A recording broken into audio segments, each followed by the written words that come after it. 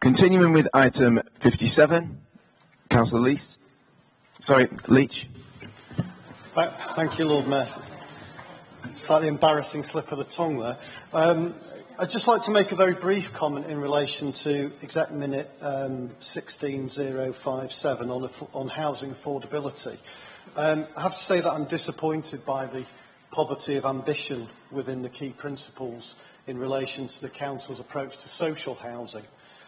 We've got thousands of Manchester residents languishing on social housing waiting lists, yet the Council's aim is only to maintain the current level of social housing. Is it any wonder that this Labour Council has a reputation of being the most right-wing Labour Council in the UK when we're not aiming to actually increase the availability of social homes in the city to meet the needs of our least well-off residents? Councillor Priest. Thank you, Lord Mayor. I think if you look back over the last 15 years, you will see a programme of affordable house development that was interrupted in 2010, very abruptly interrupted, and is only now being reworked under different arrangements. It's very easy to accuse the Council of being ideologically opposed to social housing. It's the most ridiculous thing I've heard for a long time, and I've heard some quite ridiculous things in the last week, as we all have. The commitment to building social housing and maintaining social housing in this city is stronger than in any of the other core cities in this country, and we will be discussing that a little later on. I've been asked a question which I will answer in full later on, but I think, Councillor Leech, you should rethink the approach. If you're going to tackle an issue as big as this, you should do some homework first. We have a very strong commitment to affordability in this city, and we have a very strong commitment to the maintenance of social housing, and all of the evidence that is available would lead you to conclude that it's probably stronger here than anywhere else in the country, and I think you're grasping at straws, really. Thank you, Councillor Priest. Continuing with item 58, 59, 60, 61, 62 and 63. Moving to the meeting which took place on the 29th of June, I'll start with item 64, 60.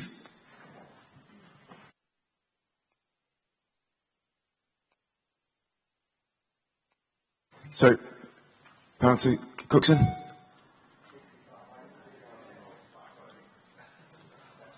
Next one. 65. 66. Which one? 65. Councillor Cookson.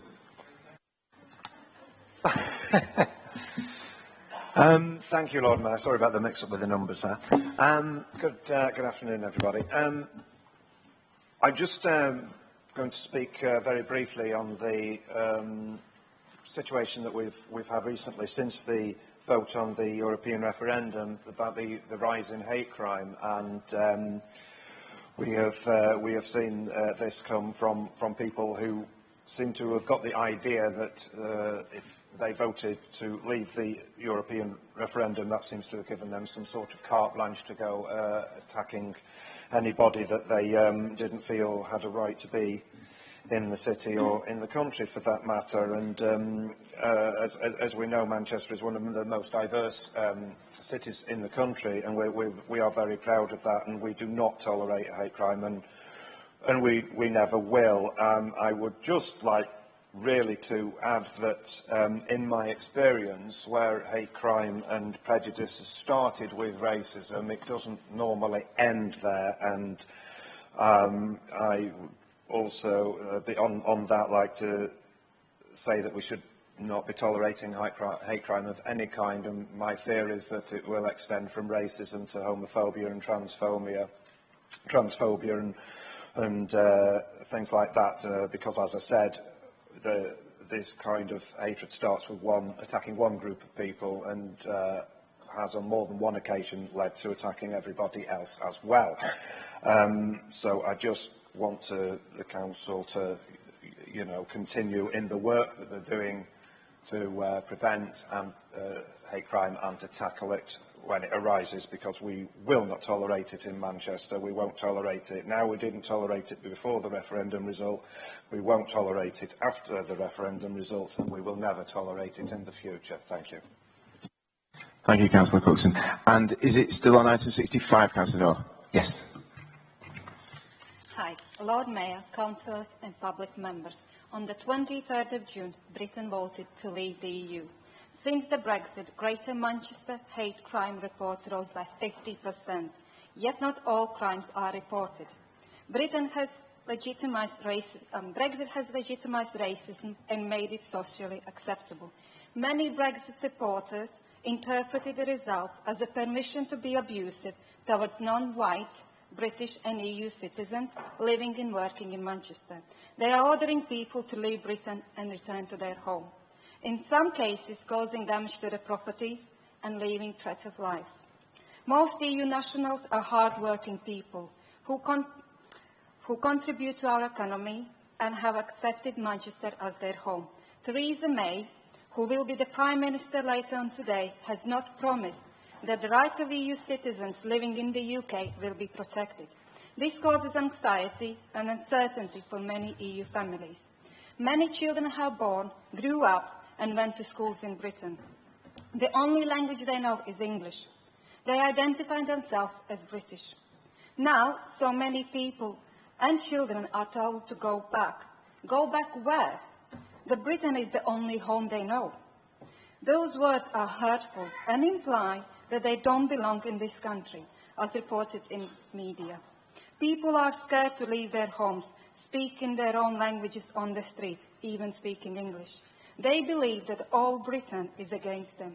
We need to ensure that people know that Manchester voted to remain in the EU, and that Manchester is a proud multicultural city that welcomes people regardless of their colour, race and religion.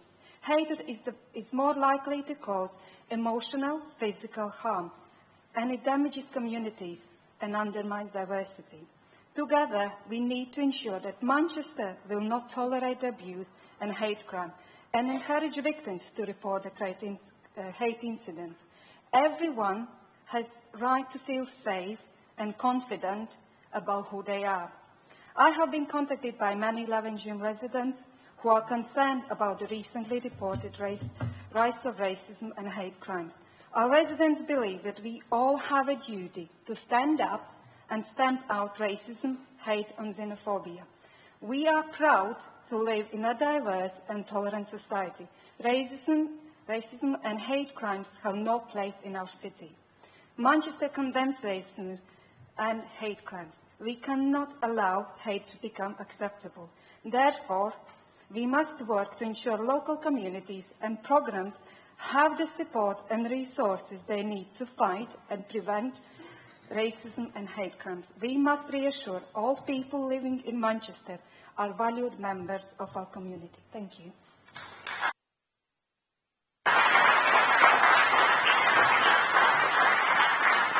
Thank you, Councillor Knorr and Councillor Murphy. Thank you, Lord Mayor. I'll be brief. I know we're going to have a discussion on this later.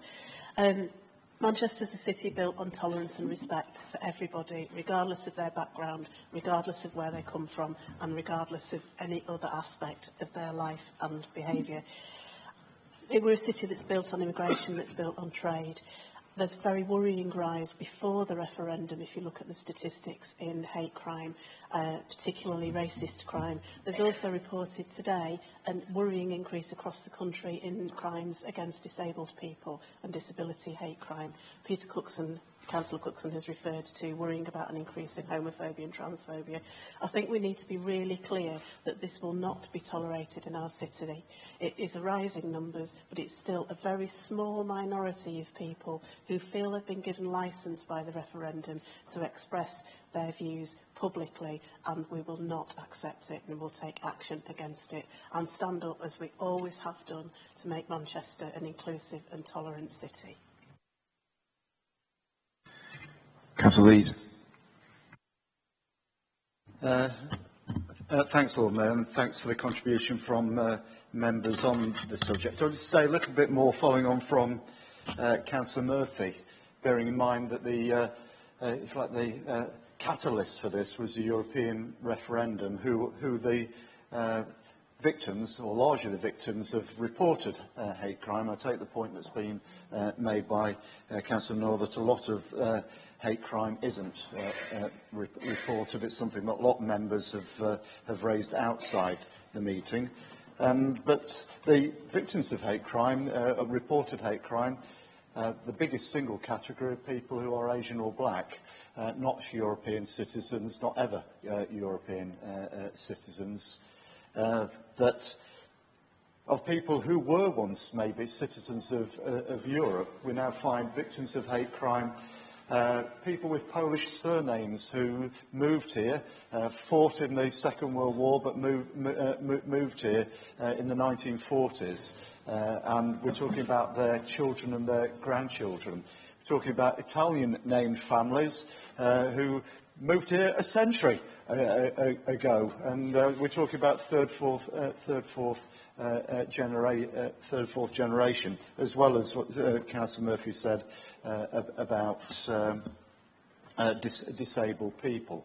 So this is not to do with the European Union per se. What it is that the European Union referendum has given an excuse for people who think these things anyway to behave in a way which I think the vast majority of Manchester citizens would find wholly repugnant, including that significant number of people who did vote for leaving the European Union. I'm absolutely certain that most of those people will find this sort of behaviour totally repugnant. I think the real question is what do we do about it? We're not going to change how people think, but we can change how they behave, and we have to change how they behave. And I think there are a number of aspects to that. Certainly, we have to encourage, as far as possible, all hate crimes to be reported, and we have to ensure that we as a council and other agencies, particularly the police, take them seriously, and that when we're able to prosecute, we do, and when we do prosecute and people are found guilty, that the courts take it seriously as well, that there is a really hard message about unacceptability that goes throughout our whole system. But I also think we need to do campaigning as well. And we, as a council, need to be joining together with whichever organisation wants to join us, community organisations, faith groups, business groups, in getting a message through about what sort of city we want Manchester to be and believe it needs to be. I'm sure a number of us will be delighted to have seen that last night the Lord Mayor was at the Cathedral with faith group leaders signing up to the We Stand Together campaign, and that's something I think we should enthusiastically endorse, and if that is a badge we can use to engage far more people in this campaign, we should do so. But this can't just be fine words, or perhaps not so fine words, within the council chamber. We do have to get out. We have to be engaging with communities, and it's not just saying that this behaviour is unacceptable. It's also about making that argument, that case, about why Manchester has once again become a great city, and to a large extent it is down to the diversity of this city, and it is that making that case about what sort of city it is that we want Manchester to be. We want to be an open city, we want to be a welcoming city, we want to be an inclusive city, and that's something we're fighting for.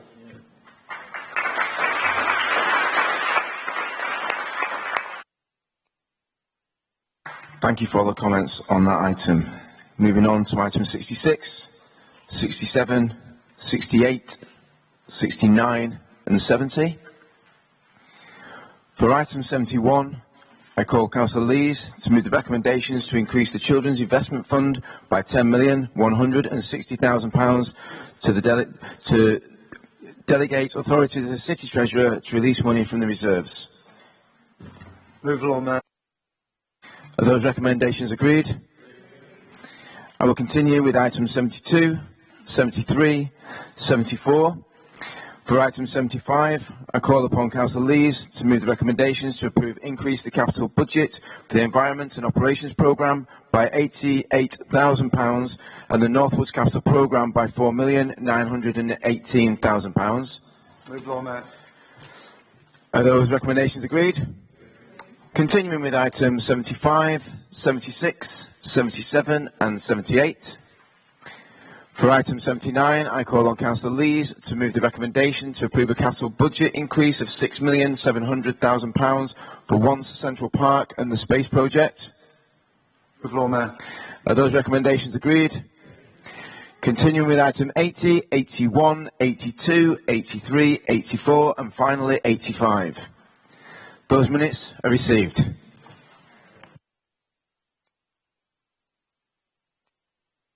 We now have questions to the executive members. A number of questions have been submitted for today. These have been circulated to members and copies have been made available. I'd like to remind members that you should ask a single supplementary question and not make a statement or ask a series of questions. We start with the questions that have been submitted to the executive member for the environment. Councillor Strong has a question for Councillor Chappell. Thank you, Lord Mayor. What progress has been made on creating a safe, usable cycle lane between Chorlton and the city centre?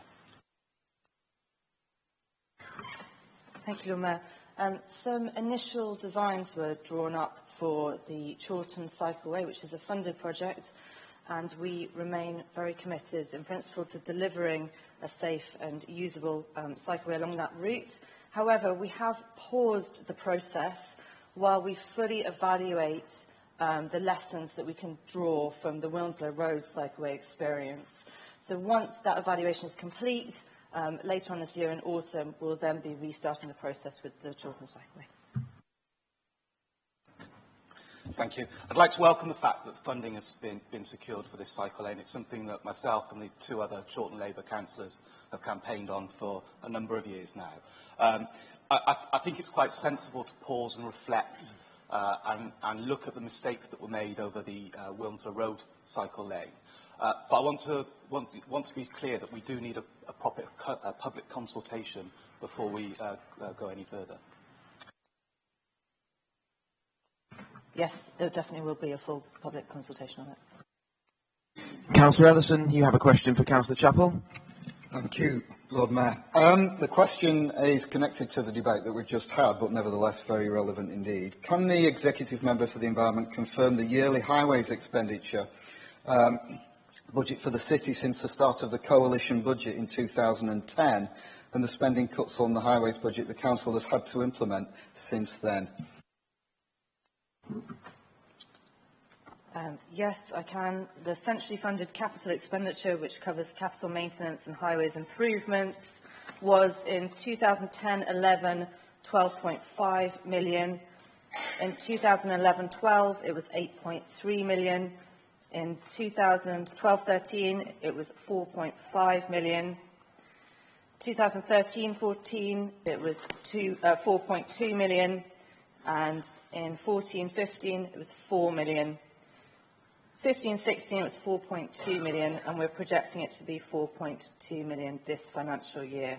So it's gone down from £12.5 million in 2010-11 down to £4.2 million. Thank you, Lord Mayor. In the papers, my supplementary question is listed, so I won't read it all out, but all members will know that this has had a direct effect on the condition of the highways across every ward of the city and every road and pavement in the city. There are particular impacts in my ward in Didsbury West, which I've listed, a whole series of roads that have been held up, pavement schemes, gully potholes, everything that we've just discussed. That's a direct impact on this city, on every citizen in the city and all the roads in the city, from the coalition government and this Tory government that this council is having to bear. Thank you, Lord Mayor. And just in terms of the specific question, I can, as the executive member, confirm that that is the impact that the cuts in highways funding has been having. It's just there isn't money available to do the essential works that you're talking about, and similar to every other member in this chamber who has a similar list of things. Councillor Leech has submitted a question for Councillor Chappell, but this should be answered by Councillor Nigel Murphy. Thank you, Lord Mayor. To the Executive Member for Neighbourhoods, what representations has he had regarding the possible ban on the use of glyphosate for controlling weeds in Manchester? Thank you, Lord Mayor. I've had a number of representations from members of the public, council members and residents who attended last month's Enviro-Lucian Festival held in Manchester, but have had no official correspondence regarding the banning of such pesticides. I thank the Executive Member for his answer. The report of the WHO's cancer organisation, the International Agency for Research on Cancer, that classified glyphosate as probably carcinogenic to humans, has caused understandable concern and led to some calls to ban it. Others have dismissed that research as flawed. Will the Executive Member commit to a report outlining the benefits and all the possible options and alternatives to glyphosate so that councillors are able to make an informed decision on whether we need to review its use in Manchester? Firstly, I think it's worth pointing out that Manchester City Council do take the utmost priority on health and safety for both members of staff and members of the public. We did do a review back last year regarding the use of glyphosate, and it was understood that the protective safety was taken, then this was a safe concern. The current advice from the EU European Food Safety Authority and the UK Health and Safety Executive that it is continued safe to use the weed killer containing glyphosate where appropriate safety measures are in place. I will continue to review that, and the use of weed killer with glyphosate will be reviewed in response to any changes in information and advice. And now we move to other questions for the Executive Member for Neighbourhoods. Councillor Stone has a question for Councillor Nigel Murphy. Councillor Stone. Neighbourhoods. Inform council what is being done to discourage fly tipping in back entries. Thank you, Lord. Well, firstly, I'd like to take the opportunity and to say that the Council takes fly tipping very seriously, and members will be aware of the ongoing work we do with residents group, businesses and community organisations. Significant investment has been made in communication campaigns to promote the appropriate use of waste and recycling facilities. In addition, there's ongoing canvassing campaigns, particularly in communal areas, designed to reinforce this message. Where those measures don't work, we've invested in 3 additional fly tipping teams, and since they were established in April, we've had removed over 6,000 items of fly tipping or illegally deposited material. The team have investigated those items of dumping, and at 647 potential cases have been processed. 107 notices have already been served. Can I thank the Executive Member for that reply? As Councillor Murphy knows, right across the city there's a number of residents' associations who've been involved in action against fly tipping in my own ward. For example, there's 11 Zoom Square residents who organise regular litter picks and also have produced posters which to put up in the gates of back entries to discourage people from fly tipping. So can the Executive Member say what help and support can be given to residents' associations like 11 Zoom Square? Yes, thank you again, Councillor Stone. I had the pleasure of coming down and meeting some of the volunteers from the Levy Square campaign, as I did as well in the Wally Range Rangers, who take their local area very seriously, and we've got to do what we can as a council to support them. As we are aware, we still have the fortune of having the NIF funding where we can go through, but also the waste and recycling teams will work with residents in what ways possible to ensure that fly tipping can be eliminated. Councillor Peel, you have a question for Councillor Nigel Murphy. Yeah, thank you, Lord Mayor. In these dark days, it's the small things that make people smile. So, will the Executive Member for Neighbourhoods, following the very positive response on Manchester Day, welcome the results of my Twitter poll, which demonstrate that residents would like to see our street sweepers, and that's the machines, not the operatives, because I understand there was some confusion, dressed permanently as bees in line with the new branding of our bins, and with the added benefit of promoting the important campaign to protect our bees? And will you commit to asking officers to investigate the cost of a new paint job? Thank you, Councillor Peel, and I'm glad you clarified that it is the mechanical sweepers rather than the operatives that are going to be dressed as bees, because I think it would be a bit unfair to either paint them or dress them in bees' uniforms. Since receiving this question, I have actually done some initial investigations, and I believe it would be possible to paint up a couple of vehicles which would highlight the productivity that goes on around the city like bees do, sometimes often unseen, and it could also be linked with campaigns like Friends of the Earth Bee Calls campaign. So yes, happy to look at it too. I will see what we're doing. I've actually got a costume. Councillor Igborn has a question for Councillor Nigel Murphy. Thank you, Lord Mayor. We all have a responsibility to stop and challenge hate crime, particularly when it takes place in council buildings and affects our communities, vulnerable people and those needing additional support. Incidents of hate crime across Manchester have grown over the last 2 to 3 weeks, which have been captured on social media, showing both verbal and physical threats against individuals. What action is the council taking to address the increase in hate crime in the city? Thank you, Lord Mayor. Obviously, on a more serious topic, you are correct that hate crime has increased by quite a rate in recent weeks. One particularly appalling incident was that in Hume at the Afro-Caribbean Care Group, where more than 20 residents were forced to leave the centre following menacing and threatening phone messages. Unfortunately, as we've also heard, the increase in incidents is not just within the City of Manchester. The Council, alongside Greater Manchester Police, have increased their use of the media, including social media, to encourage victims to report hate crimes rather than just posting it on social media. By doing so, it means that we can actually investigate it in a prompt and efficient manner. It allows us time to actually try and capture CCTV footage, which could identify perpetrators and also witnesses. I'd like to reiterate, if everybody believes they've been a victim of hate crime, I do encourage them to report it, either via GMP on 101, through the Council on 08000 83 0007, that's 08000 83 0007, or if they want, they can do it anonymously via the third-party reporting centre or through True Vision. More details of that can be found on the Council website, Making Manchester Safer. I'm really pleased to see that we've got an opportunity for communities to actually apply for £150 to have some hate crime activities in their communities.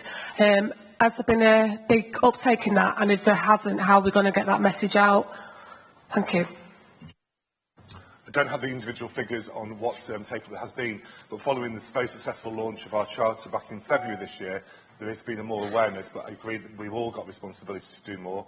I know earlier today, Councillor Rawlins issued the third-party reporting centres to members, and I will continue to work with Councillor Rawlins and Councillor Murphy of what we can do to generate awareness of different projects that are available within the city. Councillor Kelly Simcock, you've also got a question for Councillor Nigel Murphy. I have, and it very much relates to the one that's already been asked, but there's recently been an increase in hate crime and attacks on members of our communities. What is the Council's position on that, and how is it responding to those events?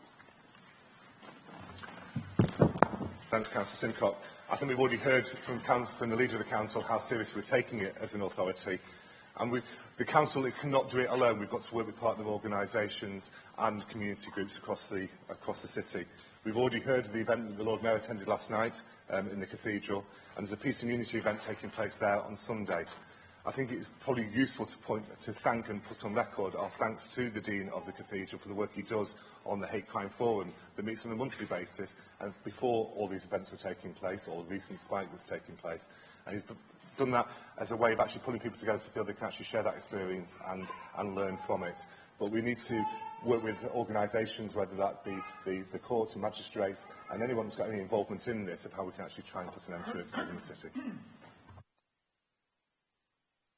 Thank you for that response, and I welcome hearing that we've actually got plans there to be working more widely with those additional stakeholders and organisations, because there's a wealth of those across the city that are already doing some great work. And I wonder if there are plans to increase that activity, to increase how we're actually going to reach out to those organisations and those stakeholders to improve our approach to this. Yeah, with the increase, we've got to increase our response to that. And as I said, by working with Councillor Rawlins and Councillor Murphy, we'll come up with a strategy via scrutiny that members can be involved with. And if anybody would like any further information, please do get in touch. Moving on to questions for the Deputy Leader. Councillor Peel has questions for Councillor Bernard Priest. Thank you, Lord Mayor. Can the Deputy Leader for Housing and Regeneration update us on plans to deliver more affordable and social housing across the city for the benefit of all communities? Thank you, Lord Mayor. Thank you, Councillor Peel. Can we just put something into context here? What constitutes an affordable home will need to be clearly defined here. It has to be affordable to the people who need to live in that community. So we are looking at, across the city, at making sure that the places that the city is made up of not only include places where people can find employment and where they can get access to schools and other services, but also that they can afford to live.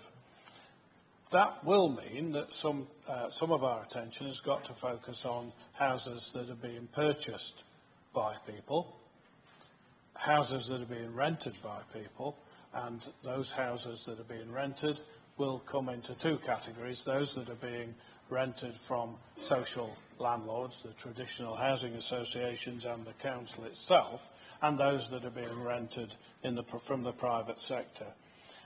This is a very complicated pattern of house provision, but to give you some reassurance that this is something we're addressing, in the past 5 years we have had nearly 3,000 new affordable homes built in our city. That's balanced by a certain number, several hundred, that have been lost because of the right to buy, and I'm anticipating that the current government, who have an ideological stance on social housing that is not helpful to us, the extension of the right to acquire, which means that not only can you have a right to buy a council house that you've lived in, but you can have a right to buy a house from a housing association that you've lived in. And I'm not opposed to the right to buy. I think people who have lived in a house and lived in a community should have the right to buy. But we have a government that almost bribes people to buy them. The discount at the point of right to buy is really a very substantial force in reducing the number of social houses available in the city. Once a house has been bought under the right to buy, it's no longer available to the next family that comes along to live in that community and needs it. However, as we stand, we have 600 new homes in the pipeline where commitments have been made to building them that will be affordable. 600 is not enough, but given that in order to build a house that is affordable, you might have to put a subsidy in at the beginning, because you cannot charge a rent for a house if that rent doesn't pay back the investment that has been made to build the house, unless you have some kind of subsidy or some kind of support arrangement. Nevertheless, we have managed to get into the position where there are 600 new homes on their way by March 2018 in our city. If we're going to press ahead with this, we're going to have some confidence in our own ability to do things differently. If we simply do what we've done over the past 10 years, government ideological opposition to social housing and to affordable housing will leg us up. And we are now halfway through a thorough review of what opportunities will be available to ourselves and our partners in Manchester and across Greater Manchester to maintain and extend the access to affordable housing. One of the ways of doing that is going to be to address the issue of how long is the payback period for an investor. Traditionally, investors like to get their money back if they make an investment into, and this includes the council when it's making an investment, by the way. The payback period is sufficiently short so that the return on investment is received quickly. I think we're going to have to look at that return on investment being longer than is normally seen as being the case. And if we can pull that off, we will then be able to extend the number of affordable homes in the city. We have 68,000 social houses, and we do not intend to let that fall. But there are other forms of affordable rented housing that we are already driving up.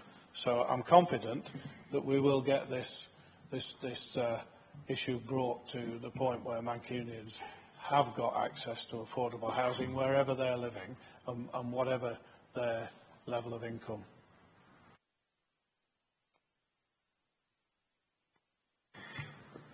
Councillor Leech has a question for Councillor Bernard Priest.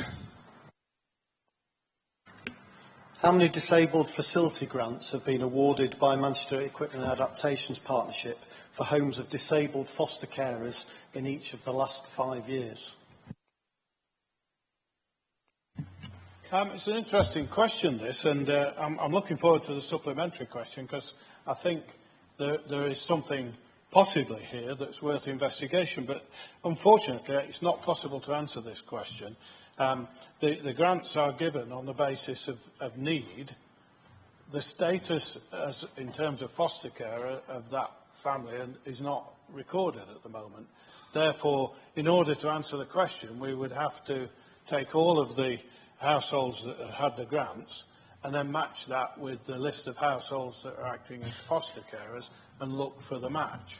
Now, we haven't done that and we haven't had time since you asked the question. When you've asked your supplementary question and we can see where you're going with this, yes, we'll find out the answer if it's worth doing. Completely reasonable answer. This is a quote from the Manchester Equipment and Adaptations Partnership. Unfortunately, the issue of bedrooms for the foster children is an overcrowding issue and sits outside the remit of the disabled facility grant and is not something we're able to take into account when determining access to facilities. So will the Deputy Leader commit to reviewing the criteria for disabled facility grants to ensure that disabled residents are not being inadvertently discouraged from fostering at a time when there's a national shortage of foster carers? Yes. Councillor Rosa Battle has a question for the Leader. This summer, the Etihad Stadium had 8 concerts taking place over 3 weeks. Undoubtedly, this is great for Manchester, both economically and culturally, and continues to show that Manchester is the UK's cultural capital. However, given the large number of people attending these events, there is often a negative impact on residents in my ward, including an increase in litter, problem parking, noise nuisance and low-level antisocial behaviour. Can the Leader tell me what action will be taken to ensure that the issues faced by my residents are tackled for future events at the Etihad?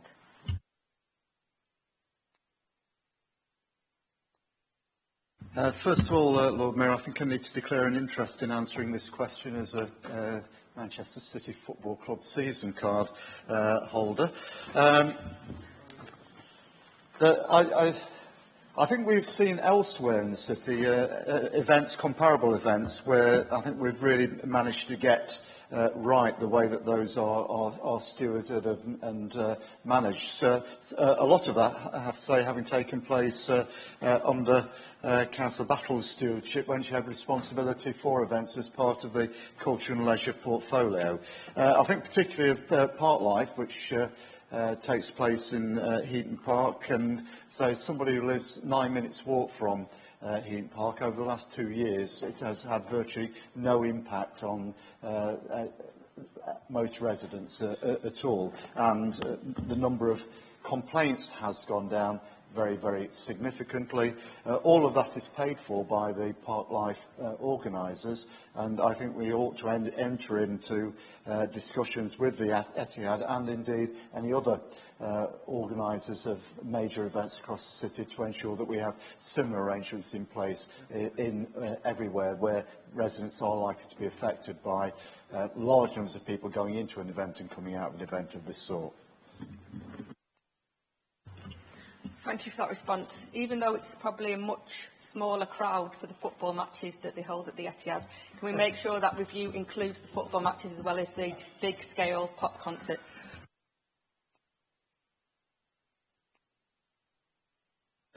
I know for a fact, Lord Mayor, there are absolutely no problems caused by Manchester City supporters on at any game whatsoever. There is a different order of magnitude for football matches, and one of the differences for football matches against pop concert events is that the vast number of people going to and from the Etihad for a football match are familiar with where they're going. They use the same routes, they same mechanisms all the time. For pop concerts, these draw enormous numbers of people from outside the city, and that in itself, the lack of familiarity and so on, is part of what creates issues. So I take the point, but I think we need to give particular attention to those events that are attracting large numbers of people from outside. It's also worth saying, of course, that I wouldn't say that football supporters don't have alcohol at all, but they are clearly not allowed to within the ground itself, other than the surrounding areas. So I think we have to have a proportional response to the different circumstances. Councillor Leech has a question for the leader.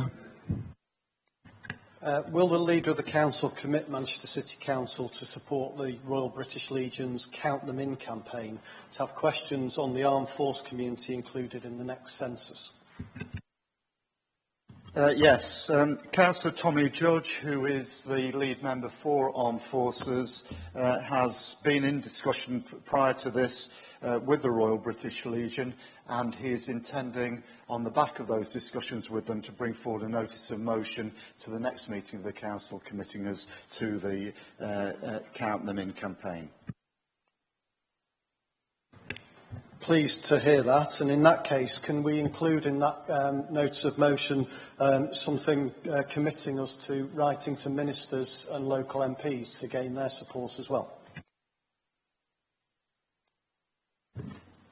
So that in terms of drafting the notice of motion, that Councillor Judge is doing it in consultation with the Royal British Legion. I'm fairly certain the notice of motion will come back that will wholly reflect their views about what it is they want the Council to do. Councillor Leech has a question for Councillor Sheila Newman.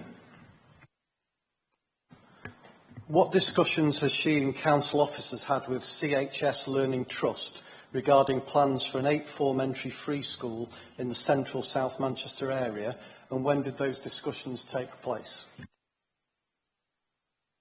Thank you, Lord Mayor. I have not personally had discussions with CHS Learning Trust, but I can confirm that some council officers met with the Trust on the 9th of March this year to discuss the need for more secondary school places in central and south Manchester.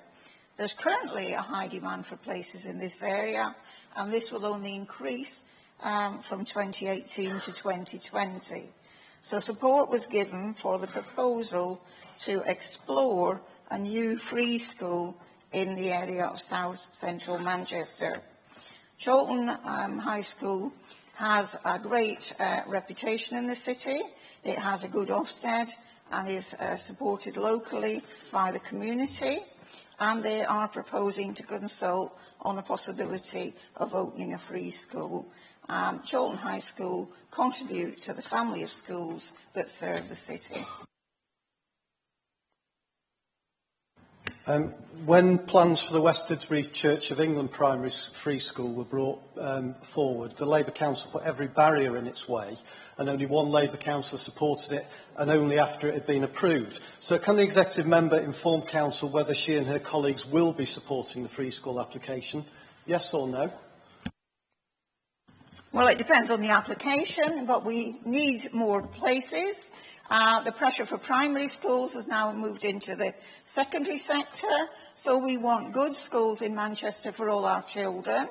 The government that Councillor Leech supported prevented local authorities from opening new schools, and that is still the case. So we have to work with partners, academies and learning trusts to ensure that we have enough school places for our children and that they can all attend good schools. So the answer to that is yes, of course. And I also refute the allegation that we ever opposed the West Didsbury School, because I certainly didn't. Councillor Leech now has a question for Councillor Luthor-Rahman. What assessment has he made of the impact of the new computer system on the borrowing of music scores from the Henry Watson Music Library? Thank you, Lord Mayor. Since the entire library catalogue was migrated to a new Greater Manchester system, an assessment has taken place, and there should be little or no difference to customers accessing collections within the Henry Watson Music Library, and actually the new system will and should improve access. It's disappointing that I only received a response from the Library Service the day after I submitted a question to Council, nearly a month after making an initial inquiry via email.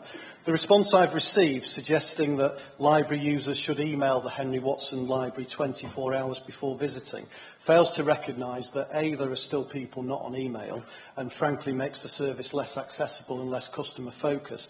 Will the executive member agree to review the new systems that have been put in place and seek the views of the music library users on how to make it more user-friendly? I understand you've had a detailed response to your queries, and I also understand that the constituent that raised issues with you in the first instance has been offered a full user induction. However, if you still have any further concerns, I will look into them and get back to you on that. And finally, Councillor Leech has a question for Councillor John Flanagan. To the Executive Member for Finance, what assessment has he made of the potential savings in waste disposal costs in 2016-2017 following the urgent decision on acquisition of wheelie bins on the 24th of May? Lord Mayor, Councillor Leech asks what assessment was made. I'd like to advise Councillor Leech that a full and detailed financial assessment was made as part of the 16-17 budget consultation. Well, I'm not sure whether I should thank him for that response, but I can understand the urgency of the decision on the 24th of March if it is to save money. But this council has decided to change the grey bins at a cost of £2 million, 1.72 million on replacement bins, and an additional 300,000 for a temporary increase in the number of collections. If the council is determined to reduce the size of the residual waste bin, surely the cheapest way of doing this would have been to swap over the brown and grey bins. Can the executive member tell council how much money would have been saved by swapping over the grey and brown bins? Lord Mayor, I could advise Councillor Leech that if we did nothing, the levy would have cost us £7 million more a year. I could also advise Councillor Leech that if we went for the 3-weekly collection, we would have to replace all the bins anyhow because they'd come to the end of their cycle of 10 years, and we would have saved £2.4 million. I could advise Councillor Leech that by going for the 140 litre smaller bin as he claims would save the council £3.6 million per annum. But the real advice I want to give Councillor Leech, he spent a lot of time asking these questions, and I refer to him of an email sent to him by the exec member for neighbourhoods straight away after the scrutiny meeting that Councillor Leech attended, and asked, I think, 16 questions to the exec member. And here the email that I have in front of me is from the exec member to Councillor Leech saying, if you want any further evidence, or I will give you a full detailed breakdown of any questions, financial or detail, same as he's asked today. I've noted that Councillor Leech, although he did reply on the 25th of June, that's 4 days later, never asked any questions. My advice to Councillor Leech, if he needs these answers answering, which is a valid question, then he does it in the appropriate manner and replies to Councillor Nigel Murphy.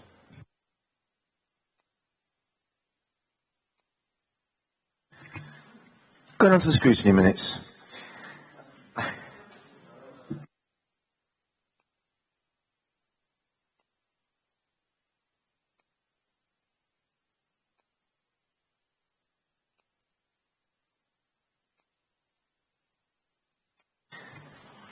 Item 6 is the scrutiny committee minutes. I will call through the names of the committees and dates of the meetings, then when recognised. First the chairs, then other members who may wish to speak on the items. Children and Young Persons Scrutiny Committee on the 23rd of May and 21st of June. I recognise Councillor Stone. Move, Lord Mayor. Neighbourhoods and Environment on the 23rd of May and 21st of June. Councillor Peel. Move, Lord Mayor. Councillor Leech. Thank you, Lord Mayor. I'd just like to briefly speak on the minutes of the meeting of the 21st of June. I want to reiterate my opposition to plans to replace the residual bins with smaller 140-litre bins. I think the Council is making a mistake in not prioritising tackling recycling rates in blocks of flats before considering reducing residual waste capacity. We already have a problem with overfull bins and rubbish being left out on the streets next to bins in some parts of the city, and more needs to be done to encourage improved recycling before going down the road of reducing the size of the bins, in my opinion.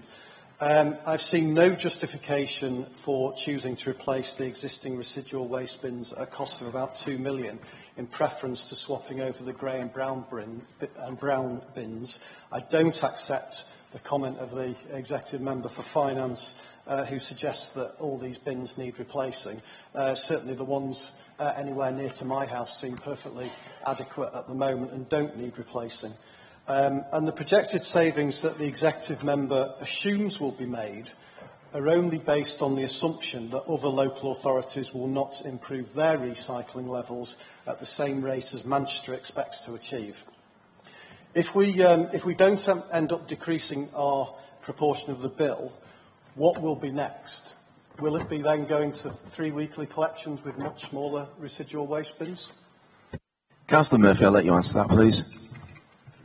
I forgot what it's like sometimes having opposition. I seem to remember historically we used to have the same questions in scrutiny, then in exec, and then at council, and it's good to see you back on form, Councillor Leech. We actually went through quite a few of those answers that you went through, and I'm surprised that you don't agree with the 140-litre collection regime for residual waste, because it's something that as a Lib Dem run council, Stockport was first introduced. The reason we can't do a bin swap between the black or the blue bins to make those the black waste bins is because when we made changes back in 2011, we decided that the default size for those bins would be 240-litre bins, so we've got a mixed estate that's out there. The most clean and efficient way to do the delivery of the changes and to make our savings is to go for a different coloured grey bin. So it's different to the black bin that's out there at the moment, and it's a shade of grey, and I believe there is 50. But, going forward, we've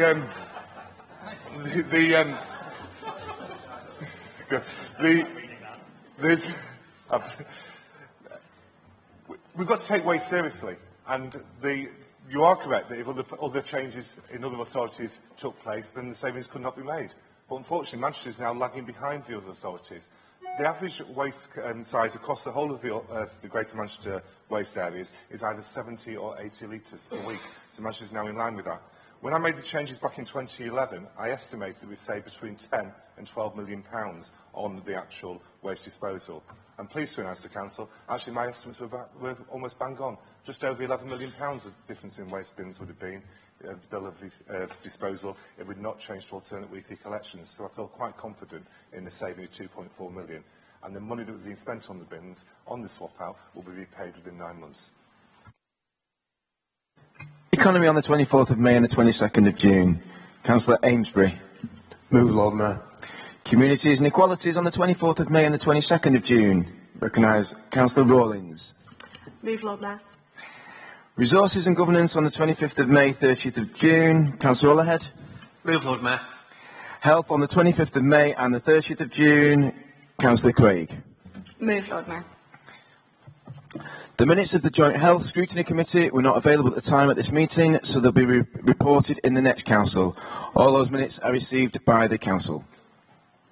Moving on to the committee minutes. Item 7 is the minutes of the committees. I will call through the names of the committees and date of the meetings and then recognise first the chairs and then any of the members who may wish to speak on the item. For the minutes of this morning's meeting in the Constitutional and Nomination Committee, Councillor Carney is asked to move the recommendations on membership of the Council committees. Audit Committee on the 9th of June 2016, Councillor Russell. Move, Lord Mayor. Health and Wellbeing Board on the 8th of June, Councillor Lees.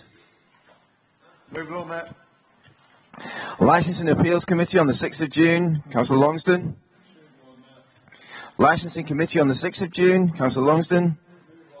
Personal Committee on the 1st of June, Councillor Flanagan. Move, Lord Mayor. Planning and Highways Committee on the 2nd of June and the 30th of June, Councillor Ellison. Move, Lord Mayor. Standards Committee on the 16th of June, Councillor Andrews. Within your Area Committee on the 26th of May, Councillor Sarah Judge. Moved, Lord Mayor. All those minutes are now recognised and received by the Council.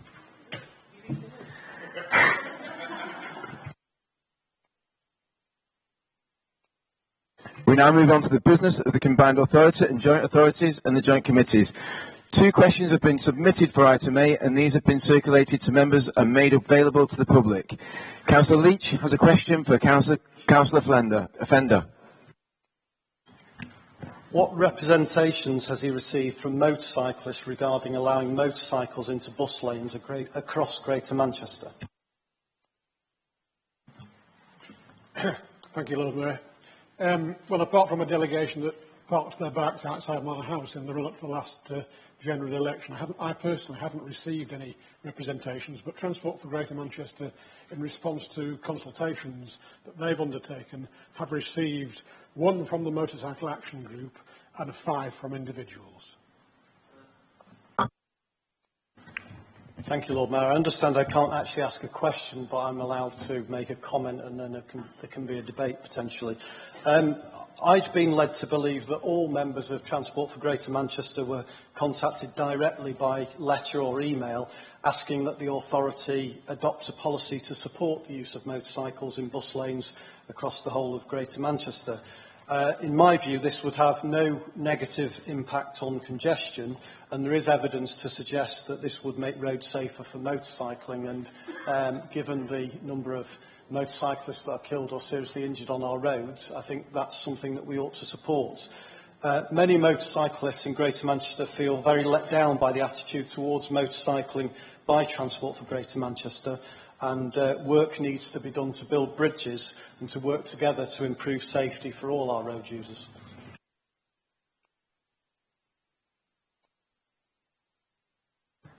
Councillor Leech also has a question for Councillor Nigel Murphy about the Waste Disposal Authority. What is the current rate of recycling in blocks of flats in each of the councils of the Greater Manchester Waste Disposal Authority?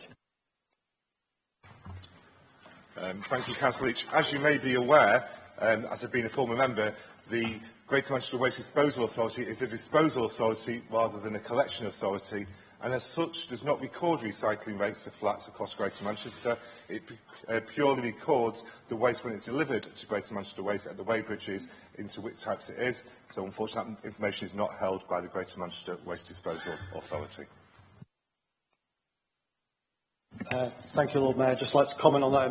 It's interesting, that response from Councillor Murphy, because at Scrutiny Committee he told me that all this information was available on the Greater Manchester Waste Disposal Authority website, and I've been waiting for an answer since then. I think with recycling rates as low as 10% in apartment blocks in Manchester, drastic action is clearly needed. One apartment owner in Chorlton told me that they waited for over a year for a recycling bin to arrive at their block of flats.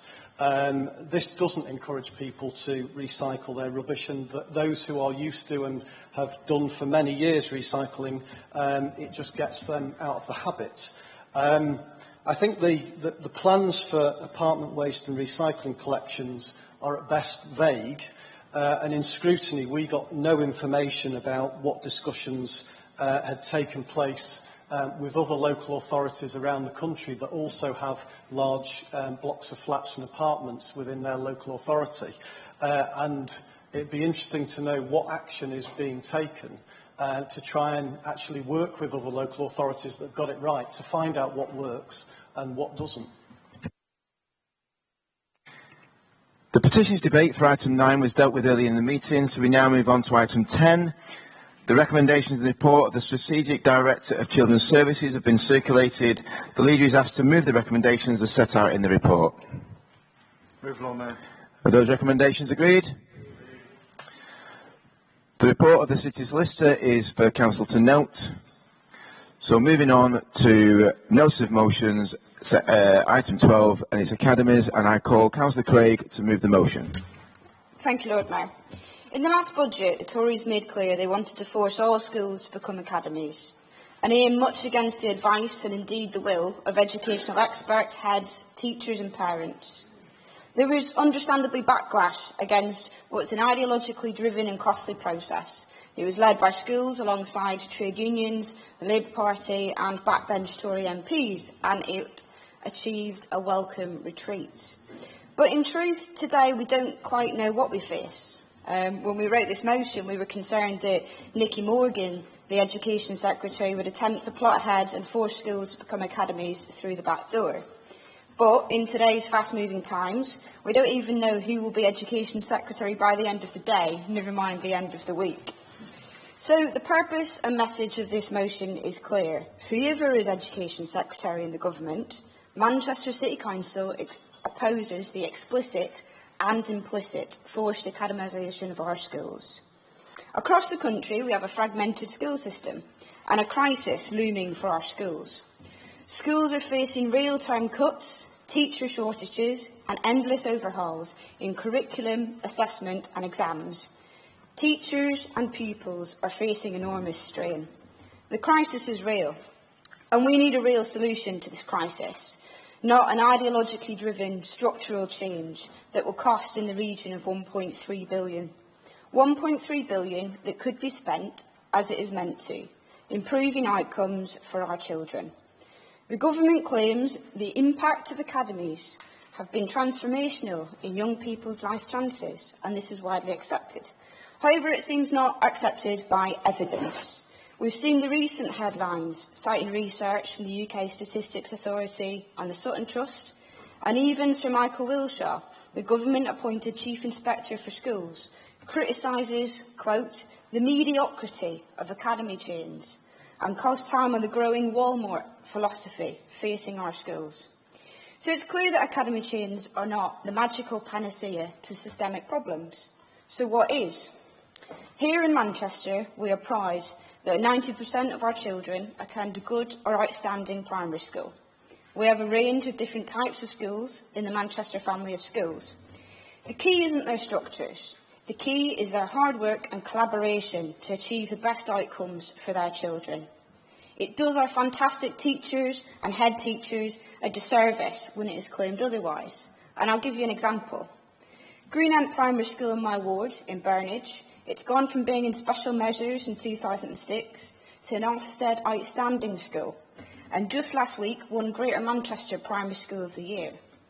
It would be fair to say that this transformation wasn't a result of a structural conversion to an academy in 2013, but was a result of vision, dedication, determination and passion from our executive head teacher, our school head, our teachers and our support staff, all of who have worked in strong collaboration with Manchester City Council and within the Manchester Schools Alliance.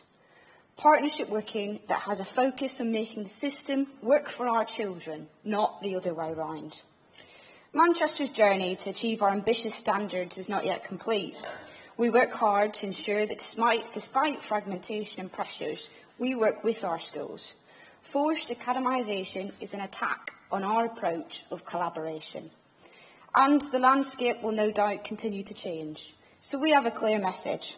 A message to the government that we do not support forced academies, and that includes through duplicitous methods, such as an unrealistic tipping point, as could be suggested in the White Paper's next steps.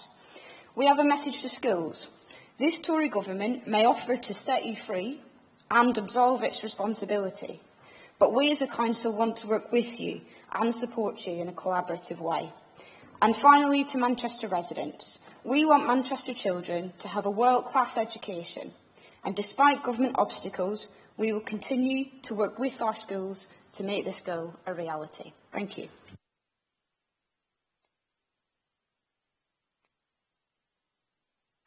I call Councillor Stone to second the motion. Thank you, Lord Mayor. I just wanted to emphasise the fact that Manchester's got a proud tradition of working with schools, and that's all schools, whether they be community schools, academies or free schools. And I find it interesting that academy schools still contact local authority officers to get advice and help and support in the way they're going forward. And I think it's also worth noting that Manchester has supported schools in whatever future they want to decide. If a school wants to go to be a academy, we've worked with them along that journey. And I think the forced academisation of schools will actually work against the best interests of schools and take away that support and help from the local authority. One of the things that's irked me for quite a long time is the fact that government ministers and others have talked about taking schools out of local authority control. I think it's worth saying that local authorities, if they ever did control schools, certainly have not controlled schools in the way it's been said. Since the 1988 Education Act. That Education Act gave schools the powers to appoint head teachers, to appoint staff, to have a devolved budget which they can spend on whatever they want, within limits, but we do have auditors to make sure that they're spending it in the right way.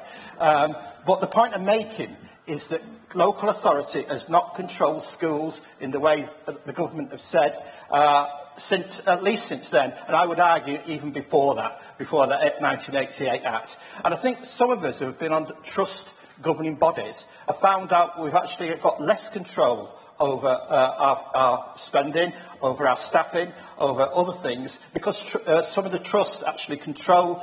The board controls the governing body and tells the governing bodies what they can and can't do. So this notion that you're getting freedom by becoming an academy is something of a myth. So I would second the motion and I would ask you to support it. Thank you.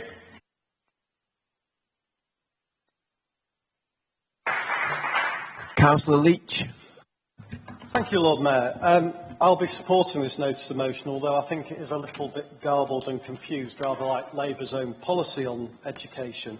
I welcome the progress that's been made in Manchester, with 90% of primary school children now being taught in schools that have been rated good or outstanding. And I hope we can all agree that we ought to be striving to make sure that that's 100%, as well as also pushing for further improvements in secondary schools, where currently only 74% of children are being taught in schools rated either good or outstanding. I think we should pay tribute to the work done by staff, governors, parents and children in driving up standards, and also recognise that pupil premium money, which would not have been available without the Liberal Democrats in government, has helped to support children from disadvantaged backgrounds in all our schools. I, for one, certainly do not support the forced academisation of schools, and in government the Liberal Democrats stopped the Tories from introducing forced academisation. I would, however, gently remind Labour councillors that academies were your policy in the first place, introduced by your government, and that you effectively bribed schools into becoming academies with the promise of more cash, often leaving schools with the view that they had no option but to go down the academy route. I have also not seen that many Labour councillors standing up to oppose schools converting into academies. In fact, quite the contrary, Labour councillors seem to actively support academisation of schools in Manchester.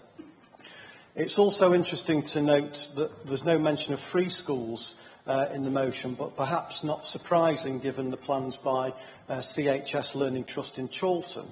The free school programme does make it more difficult for local authorities to plan school places in a strategic way, but in West Didsbury and the new West Didsbury Primary School, it's helped to tackle the shortage of places for local kids in primary schools, and it is very disappointing that Labour councillors failed to give it their support in the run-up to its approval.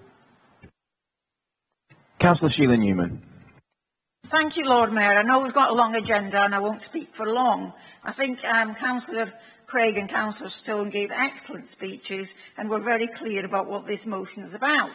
It's not a motion attacking academies or attacking academies in Manchester. We have supported academies and we have some excellent academies that provide great education for our children. What it is against is enforcing schools that are already successful to become academies, which is what this government is planning to do, or was the last week anyway, but it may have changed by tomorrow because we don't know who's going to be running education, as Councillor Craig's already said. Some of the best schools in Manchester are academies. Sadly, so are some of the worst. So academies are not panaceas. What makes a great school is great leadership, great teaching, community engagement, support from parents and hard work. That's what makes a great school. We want all our schools to be good or outstanding. and we want every child in Manchester to attend at least a good school.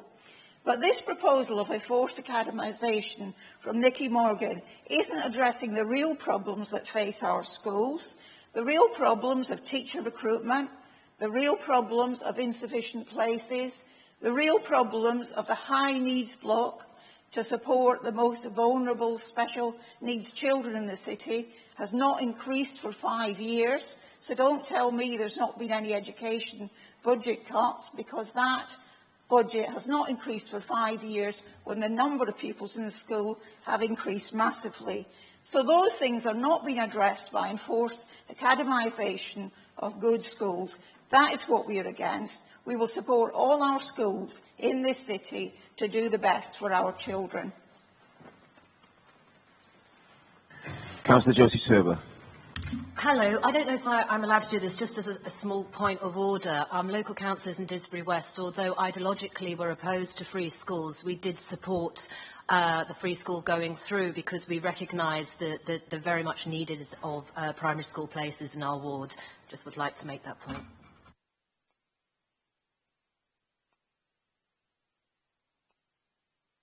Councillor Craig, right to reply? Quite happy? Thank you.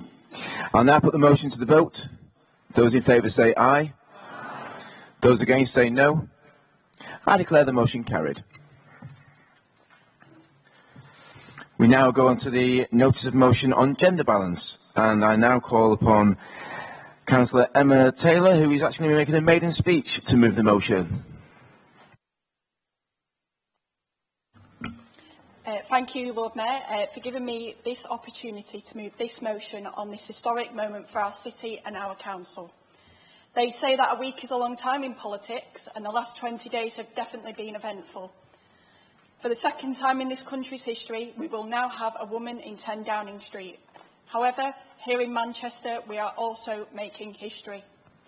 As a young woman growing up in Manchester, I never thought I'd be standing here today in this chamber as the youngest councillor, celebrating that Manchester City Council now has a majority of women elected representatives. Our progressive city started to lead the way in gender equality when Margaret Ashton was elected as our first female councillor for Manchester Withington in 1908. The work of Margaret and the leader of the suffragette movement, Emmeline Pankhurst, and many of those afterwards has enabled us to celebrate this iconic moment. Over 110 years ago, right here in Manchester, began the militant campaign to bring about votes for women. On the 10th of October 1905, 2 senior figures of Women's Social and Political Union were arrested for disrupting a meeting at the Free Trade Hall on Peter Street. From that moment, the action of those brave women had shaken British society to the core. And now, back to 2016, I want to pay thanks to the hard work of my colleagues here in this chamber, who have gone further than achieving just gender equality. To be a feminist, you don't have to be a woman. So I'd like to say special thanks to the work of Councillor Leech, Councillor Andrews and to Councillor Sue Murphy. Also to Councillor Andrew Simcock, with thanks to his tireless work, Manchester is starting to address the imbalance of women's statues in the city. Thanks to his efforts, on International Women's Day in 2019, we will see the unveiling of the Emmeline Pankhurst statue, another historic moment for our city. Over the last 6 years, women in our communities have been disproportionately affected by this Conservative government's ideologically driven cuts. Our local government, our hospitals, our schools are staffed and used by women every day. Yet, as the previous Shadow Women and Equalities Minister Kate Green MP has said, some 86% of net savings made by the Treasury through tax and benefit measures since 2010 have come from women. And 46 years after a Labour government brought about the Equal Pay Act, the gender pay gap between men's hourly pay and women's still stands at 19%. However, this Labour Council has the drive and determination to commit to the goal of gender equality. We are setting the standard for the rest of the country. Manchester, our great city, is leading the way once again and creating history. Without the commitment of this council towards gender equality, we wouldn't truly be representing our communities. Lord Mayor, I'm sure you'll agree and appreciate that this is not just a significant event for our council, but for the city as a whole. Now the important part is where we go from here and how we ensure all organisations in Manchester reflect the makeup of the communities that they serve.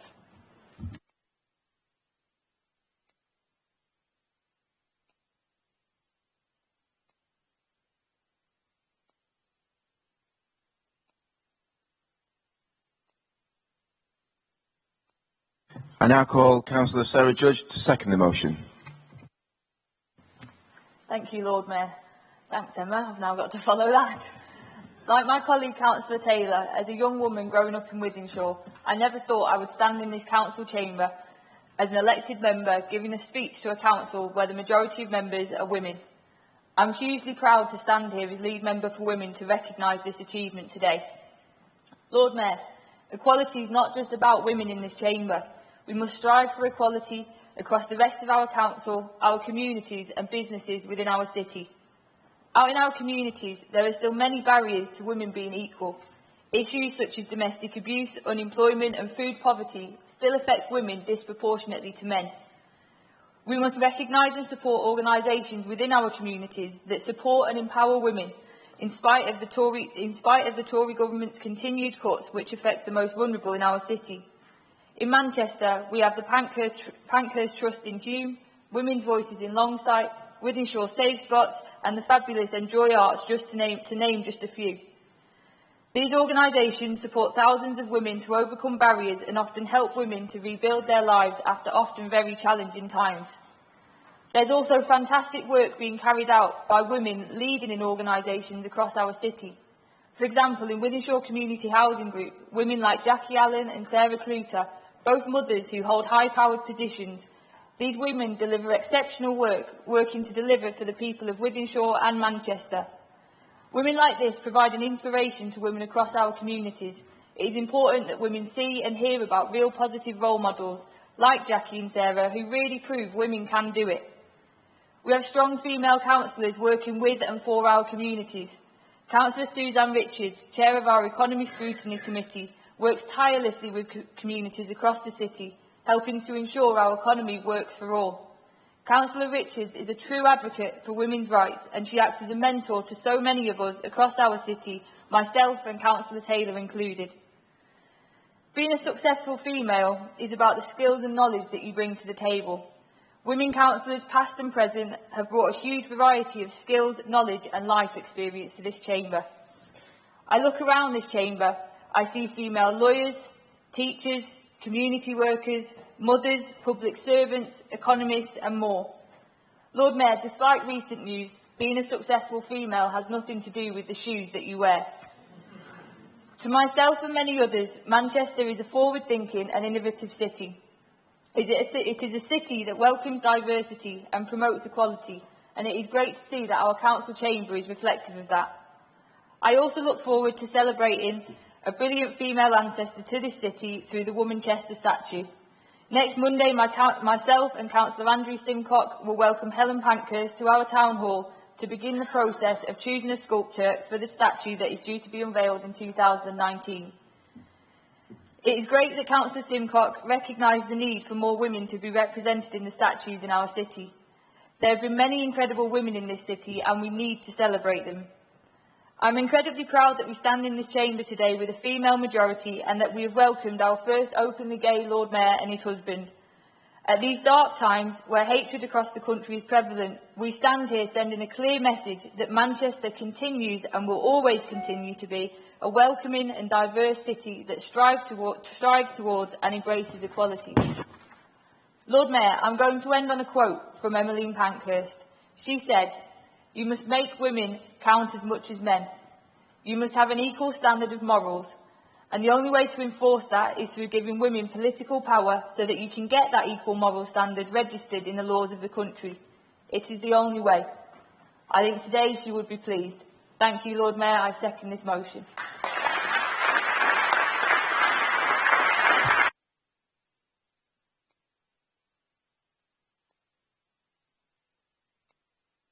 Councillor Paul Andrews. Thank you, Lord Mayor. Sarah, the only thing worse than following Emma is following Emma and you. But I feel the need to actually get up and speak about this because in the list of names that were given out as thanking at the beginning by Emma, one of the ones that I'd like to put on that list, who's done more to actually achieve this than anyone, is Councillor Julie Connolly. In the days when I first came on the council, I think there was 75 men and 24 women. And we all recognised that the imbalance was wrong. And the work that was being done behind the scenes to actually try and encourage more good women to come onto the council was done by people like Julie, people like Richard, Pat and others who were all involved at the time. That 75 men and 24 women we knew would need some real dramatic action to actually get the change. So we took it to the City Party and we fully supported the idea of having all women shortlists in winnable seats in Manchester. And that wasn't a popular thing to do at the time. And I know Julie had a lot of grief as the person who was running that to actually drive through it, put up with it, deal with it and get on with it. What helped was the last few years when we tended to actually have lots of women who were standing for us fighting against lots of men who were standing for Liberal Democrats. So we ended up with a lot of new women on the council with the demise of male councillors. Now, where we are now, with more women on the council than men, I've actually been asked a question. When are we going to have, Councillor Andrews, all male shortlists? Because we've now got more women on the council than men. And I've said that I'm more than happy to consider it when we have 75 women and 24 men. Thank you.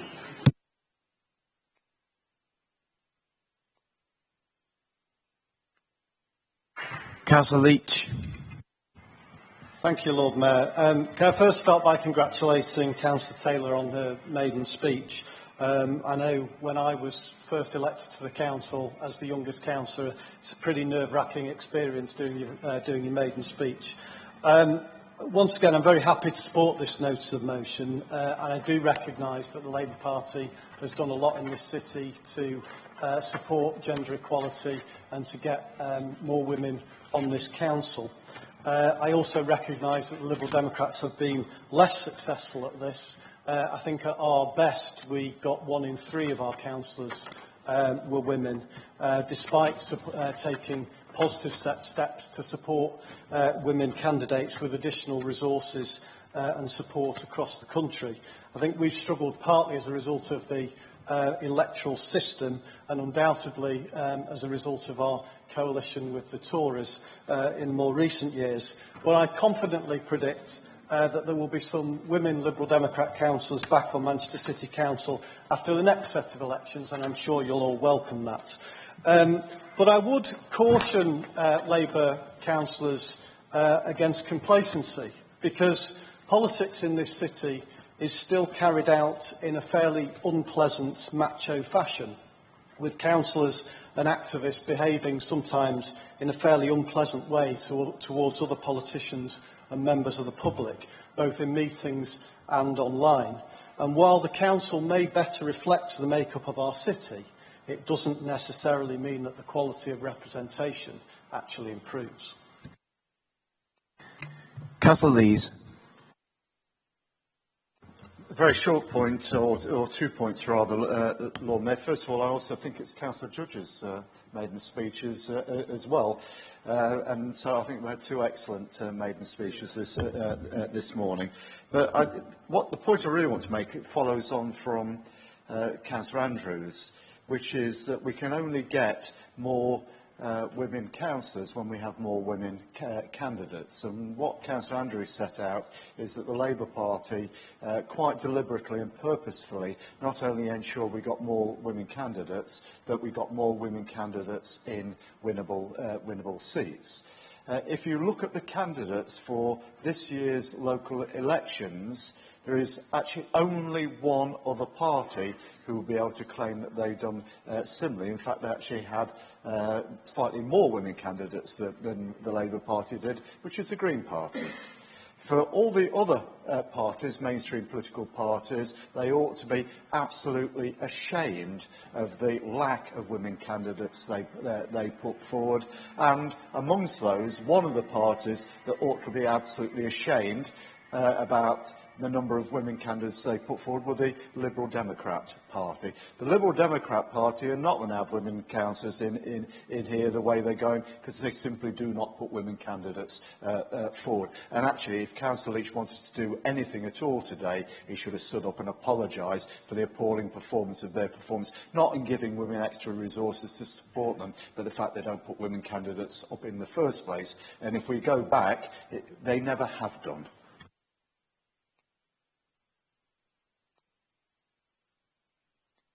Councillor Taylor, you have the right to reply. And I would also like to echo the fact for Councillor Judge, the fact of it being both maiden speeches. They were absolutely fantastic, both powerful and both very meaningful. So, again, well done to you both.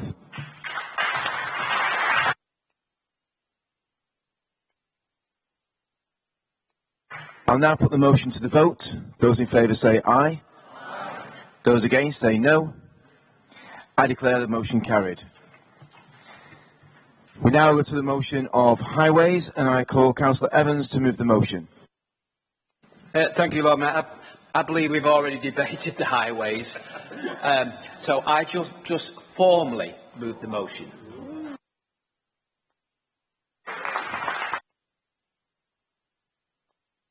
I call Councillor Curley to second the motion. I think, Lord Mayor, given the time, I'd formally as well, because it has been well debated.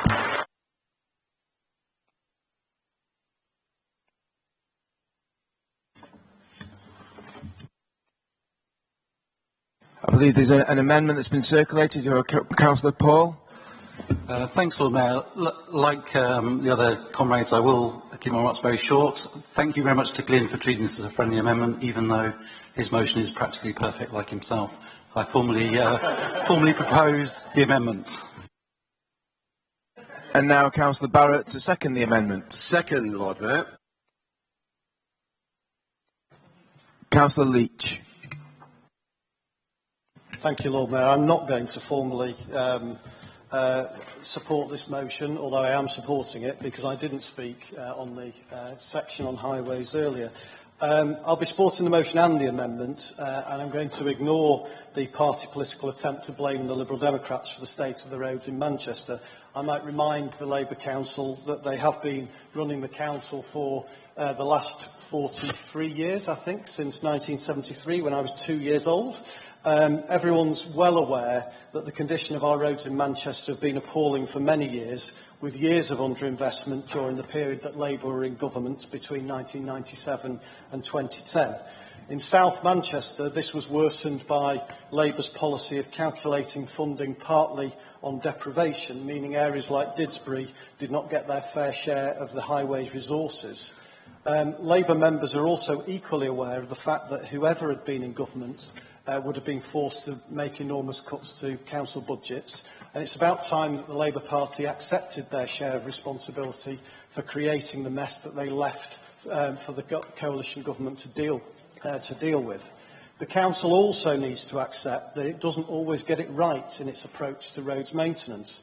The council rarely forces contractors to return to carry out jobs that haven't been completed properly, even when they've been told about the problem. This has been a particular problem where repairs have been carried out after utility work has gone on. Repairs are also not carried out in a properly coordinated way that would be far more cost effective. Half-completed road markings are still a problem. For example, Cavendish Road is a good example of this. The cycle lane markings have had to be done several times this year, and they only got fixed after the Manchester Evening News embarrassed the council into coming and actually fixing it. So I do welcome the plans to develop a long-term investment plan, and I welcome the presentation that we had this morning, and I do look forward to have the opportunity to scrutinise those plans going forward. Councillor Kate Chappell. I'm not sure if Councillor Leech missed the kind of hour and a half of this morning's debate where we were talking about the council very clearly accepting that not everything in highways is right and setting out our plans for putting it right from here on in. So, Councillor Evans, you have the exercise right to reply. I think, Lord Mayor, I think the people of Manchester know where the blame is for all this, for all the hassle with our roads, etc. So, no, I'm fine. I'll formally move. Okay, so I now put the amendment. Those in favour say aye. Those against say no. I declare the amendment to be carried. Voting then on the substantive motion. Those in favour say aye. Those against say no. I declare the substantive motion to be carried. We now move over to the notice of motion, Better Care, a Living Wage for Social Care. I call Councillor Webb to move the motion. Thank you, Lord Mayor. Today we are seeing a national crisis to funding of social care, which is letting down a generation. Independent studies suggest that as much as 15% below the level needed to cover the costs and allow investment in improving facilities and services. The Local Government Association estimates there to be a 2.9 billion annual funding gap in social care by the end of the decade. The question about social care funding has been dodged by successive governments, yet the pressure on the sector is at breaching point. Martin Green, the Chief Executive of Care England, warned that without adequate funding to pay the national living wage, the care sector is at serious risk of catastrophic collapse. This government must take these issues seriously to ensure councils have the adequate funding to ensure quality care for our elderly people. As I'm sure many councillors will agree, social workers are the unsung heroes in our communities. Staff often work from 7 a.m. until very late in the evenings, helping the most vulnerable in our society lead a normal life.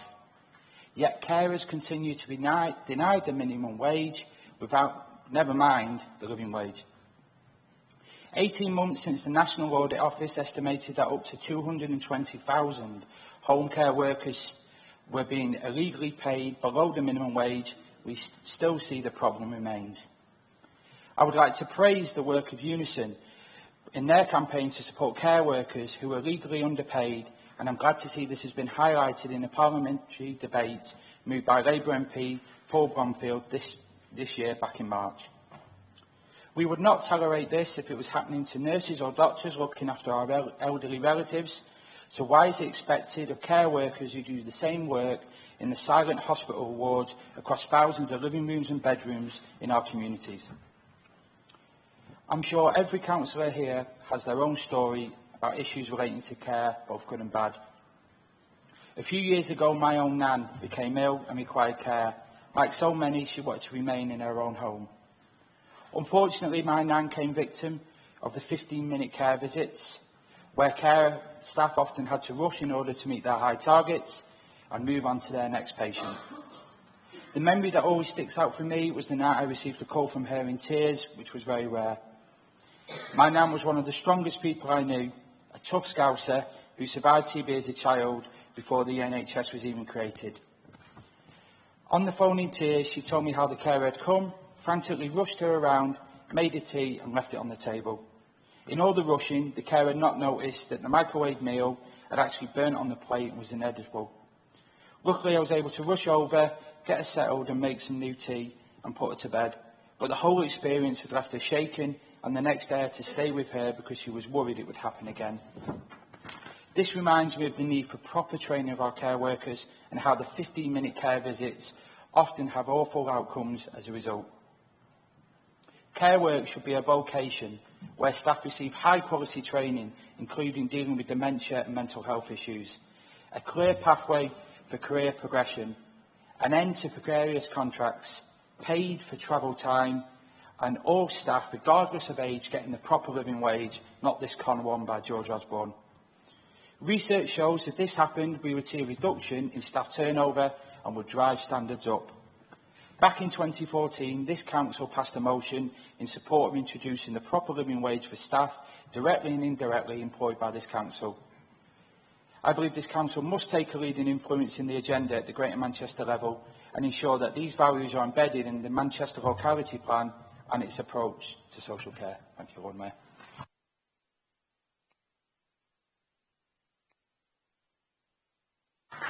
Thanks, and I call Councillor Craig to second the motion. Thank you, Lord Mayor. I'll be brief, but there's a few points that I wanted to add, and thanks to Councillor Webb for his quite moving account of the valuable work that care workers do. I think there's no doubt that social care is in crisis across the country. We all get that. We've read the headlines. And I think this is where we as a Labour group demonstrate our integrity in calling out the fact that historic governments, successive governments, have underfunded care. But what I will say is between 2010 and 2015, we saw the national government funding for care drop by 1/3. And that has no doubt had an impact on our services and the vital role that social care must play. Because we have an ageing population, the need now for a more effective care system is vital. And in the context of devolution, we can't act alone. We have to use the power and the voice that we have as Manchester to drive up standards, not just in our city, but across the region. And we need to make sure that these arguments are being made, not just at a local level, but across the conurbation. Because we're facing a fragmented social care market that has a variety of different private companies, social enterprises, charities and public sector providers. And to tackle one without seeing the wider picture is short-sighted. So what this motion seeks to do is build on the work that Manchester has already been doing. I was proud when this council passed its motion on living wage and looked through a lot of detail in the task and finish group as to how we would practically implement this. And this motion is pushing for us to go further. It's pushing for us to use our influence and say that this isn't just what we believe as Manchester, but what we believe the social care system should look like. So it touches on some of the work that I'm sure Councillor Andrews could go into in a lot of detail that he's been leading on. Work around the home care review, where we've got a home care task and finish group as part of health scrutiny. So I'm sure you'll hear a lot more about the transformative work that's ongoing. But I think we can't lose the fundamental point that it's not just the people of Manchester that rely on these services. It's the people of Manchester that provide these services. And we have to accept that the two go hand in hand together. So I hope you'll support the motion. Councillor Leech. Thank you, Lord Mayor. I will be brief. First of all, congratulate Councillor Webb. I assume that's his maiden speech. Oh, right, apologies. I don't congratulate Councillor Webb in that case. I will be supporting this motion as well. I think there's no easy solution to the crisis in care services, whether it's about the increased costs to residents or low pay for staff or poor quality care and rushed appointments in, unfortunately, some cases. I agree that we do need to look at a Greater Manchester-wide solution, working with other local authorities and involving providers that aren't just simply driven by making a profit. I am disappointed that there wasn't anything specifically addressing the problem of staff being ripped off by not being paid between appointments for the time that it takes to get from one place to another, as well as the continuing problem of inconsistent quality of care for some residents.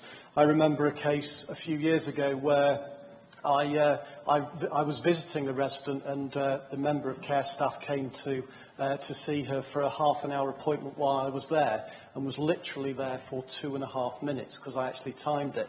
Now, if a member of care staff was turning up there and staying for 2.5 minutes when there was actually a witness there, goodness only knows what happens sometimes when there aren't witnesses around.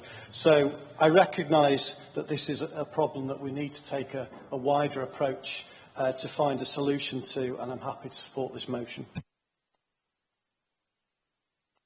Councillor Webb, just come back. No. So, Councillor Andrews. Yeah, I'll be as brief as I possibly can. I mean, with the introduction of the national living wage in April, we knew that that was going to put a lot of pressure on the sector. And one of the things we did was we actually looked at evaluating what sort of effect that was going to have. And in February, we went to the executive, and what we got, with the support of Councillor John Flanagan, who's the Exec Member for Finance and the Treasurer, is we got a reasonable view that it would probably cost £6.2 million, the national living wage within the sector. So what we did then is we've gone away and we've actually looked at all the sector and the people working in the sector and turned around and said, we're going to help because we need a sustainable sector to actually deliver these services, and we're going to help. If your fees go up because of the national living wage, then what we're going to do is we're going to support and help. And we've actually got regular monitoring on the contracts to make sure that any monies that we give with the increase of fees is actually going direct to the people who work on them frontline services. I fully support the motion. I do understand that we'd like to go to something like the Manchester living wage. That is a stepped process, I think is the best way to describe it, because that £6.2 million we'd already set aside is probably going to be somewhat similar for moving to the Manchester living wage. Now, we have to work within the collective budgets that we've actually got, and we do have these funding envelopes, for want of a better phrase, and I'm going to do everything in my power, and I'm sure I'll be fully supported by the executive, in working out what we can do, despite the cuts that are coming over the next 3 years, and we will try and achieve the national, Manchester living wage, rather, for all the staff who work on frontline services in the social services sector. So it's a great resolution, one that I fully support, but I might not be able to get to it by next Wednesday. Thank you.